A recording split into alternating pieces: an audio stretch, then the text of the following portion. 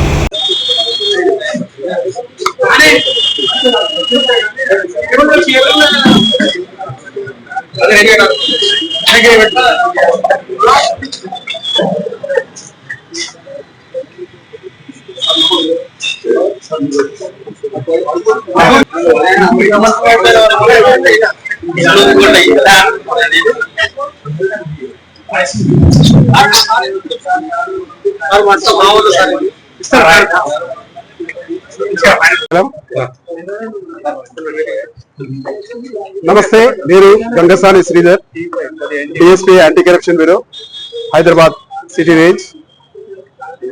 మాకు కొద్ది రోజుల క్రితము ఒక ఫిర్యాదుదారుడు సైబర్ క్రైమ్ పోలీస్ స్టేషన్ లో పిలిపించారు నన్ను ఇక్కడికి.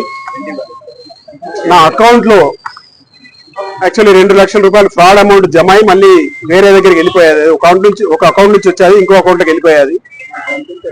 అందులో అరెస్ట్ చేస్తామని చెప్పేసి బెదిరించి అరెస్ట్ చేయకుండా ఉండడానికి నోటీసు ఇస్తామని చెప్పేసి, ఆ నోటీసు గురించి యాక్చువల్లీ ఆ కేసు ఇన్వెస్టిగేషన్ చేస్తున్నటువంటి ప్రదీప్ అని ఎస్ఐ, ఆర్ఎస్ఐ గాని సైబర్ క్రైమ్ అటాచ్ ఉన్నాడు, ప్రమోద్ అని చెప్పేసి అతను. తర్వాత ఇంకొక బాబు నాయక్ అని చెప్పేసి ఇంకొక ఎస్ఐ కూడా ఉన్నాడు ఇక్కడే.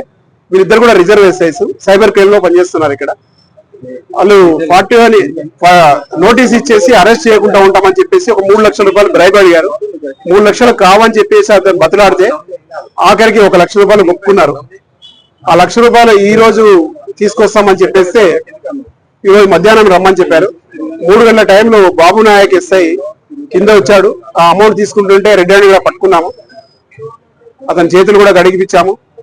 రైట్ హ్యాండ్ పాజిటివ్ రిజల్ట్ వచ్చేది. అతను పాకెట్ లో పెట్టుకుంటే ప్యాంటు కూడా ఇక్కడికి వచ్చాక కడిపించా, అది కూడా పాజిటివ్ రిజల్ట్ వచ్చేది.